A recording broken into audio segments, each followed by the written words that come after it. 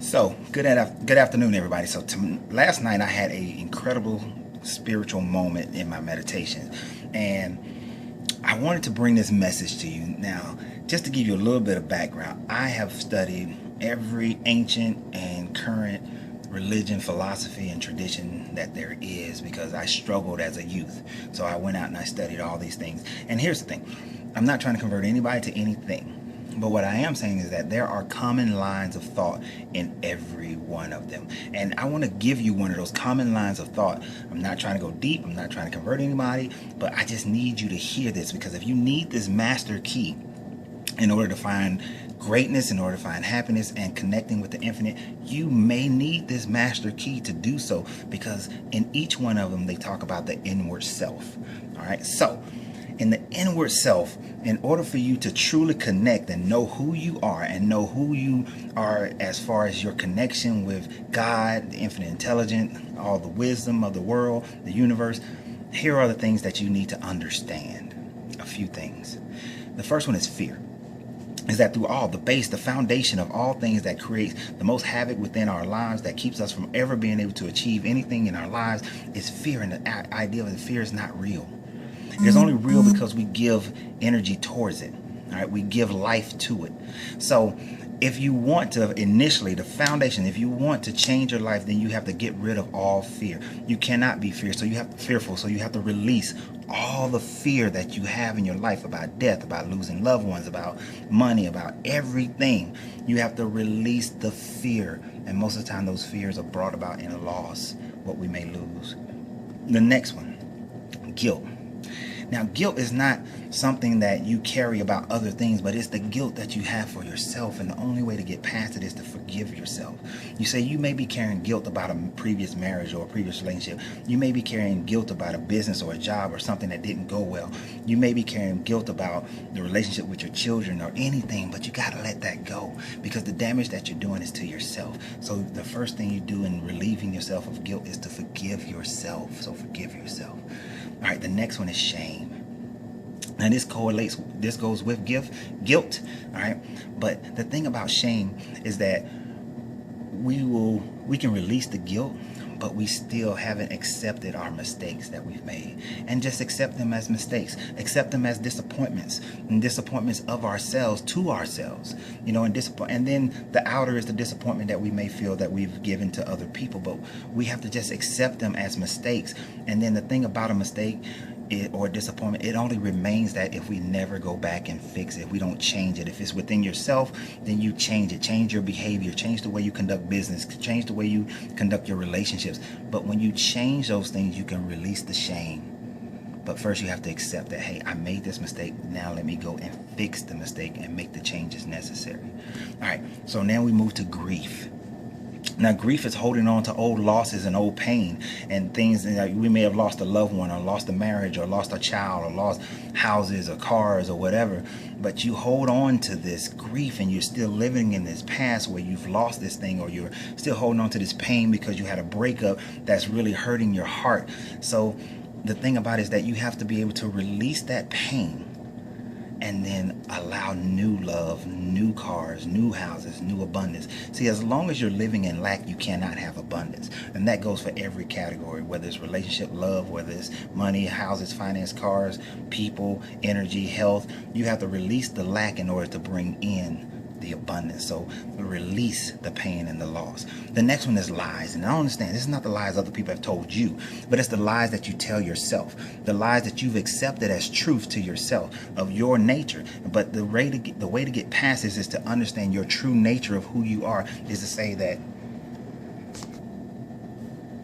okay, so somebody came in the store and interrupted me, so I don't know where exactly I left off, but understand this, is that the lies that we tell ourselves, you got to know who you really are. Alright, so interrupted again. This is like the worst time for me to make this video, but I'm making it anyway, even with the skips. So, like I said, learn who your true nature is, really examine who you are, and accept that as that's just who you are, and then live a life based on that. Stop lying to yourself, trying to be something that you're not, or being something that everybody else wants you to be, because the lies are the ones that you tell yourself, and you convince yourself that that's who you are. Now, we're getting to the bigger stuff here, all right, the more esoteric things. illusions. The illusion that we have is not the illusions of different realities that other people create, but it's the illusion that we're all disconnected. If you think about this world, we're just going to stick in one place. You think about this world that we live in, we separate ourselves by language, by race, by nationality, by what region of a country we may live in, by the region of a state, whether we're city, a country, just all these different things that we do to create separation between ourselves, and then we create separation between ourselves and nature and the earth and everything about it. But we are all connected. You know, every animal on this planet lives in accordance to its nature and connection with the earth, except for humans. I was asked recently, why did the ancients build things, if they were so smart, why did they build things out of stone and brick? I mean, and you know, build the pyramids out of these? Because they were building these things because they were connected to the earth, and they understood that if I build this pyramid out of this material that is natural to the earth, then it'll last. One of these buildings that we've constructed, that we don't take care of it on a consistent basis, it gets destroyed. All right, because we've weakened it. We've utilized metals and things that are weaker. All right, so understand, you are connected to everyone. There is no difference between you and the person next to you. You are all connected, and through that all, we are all connected to the infinite. All right, and we separate ourselves by religion and thoughts and philosophies, and at the end of the day, we're all connected. We're all human. We're all beings of energy and spirit. So the illusion is that we're separate. So the next time you feel anger towards someone, you're feeling anger towards yourself. Next time you have hatred towards someone, you have hatred towards yourself. Hence the idea, love your neighbor as you would love yourself. All right? So now, last one, earthly attachments. This is the most difficult one. There is a saying in the Buddhist and in the Tao that in order to gain everything, you must be willing to lose everything. You hear that? In order to gain everything, you must be willing to lose everything. And I said will. And the reason why this willing is in there, because it comes to a point of desire, lust, compared to will. You see, no matter what religion you believe in, the earth was created through the will. The universe was created through the will. It was not created through the desire nor the want. Man was created through the will, not through the desire or the want. But here, as we are beings of creation, beings who have dominion over this planet, and we can create, but we often create out of lust, desire, want, or lack, but not out of will. Imagine if you created your relationships out of will instead of lust or desire. Imagine if you created a business out of will instead of lack. Imagine if everything you did was done based on your will, not out of a lack or desire or a want. You would be a different type person. You would do things differently. So in order to be able to do that, you must release all earthly attachments. I love my children, but I release them. And it is through my will that I love them. You understand? You understand that? I have this business not because I have a lack or a desire. Now, I will admit, I initially started business because of lack and desire and want and greed.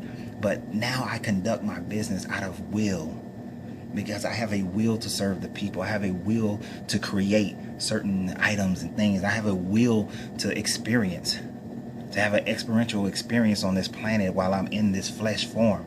I have a will for it, not a lack or desire or a want. So guys, if you can catch that, now, it can go much deeper. We can go much deeper, but I'm not, because I understand that milk is for babe and meat is for men, and not everybody can go where I go. Not everybody can hear what I say. So it's just like one of the wisest persons who ever walked the earth said, let him who have ears hear, let him who have eyes see. So guys, go about your day, enjoy yourself, take heed to these things, get over release the fear, forgive yourself, accept your mistakes and correct them. Release old pain and be acceptable for new pains. Be acceptable for new love. Stop lying to yourself and be you.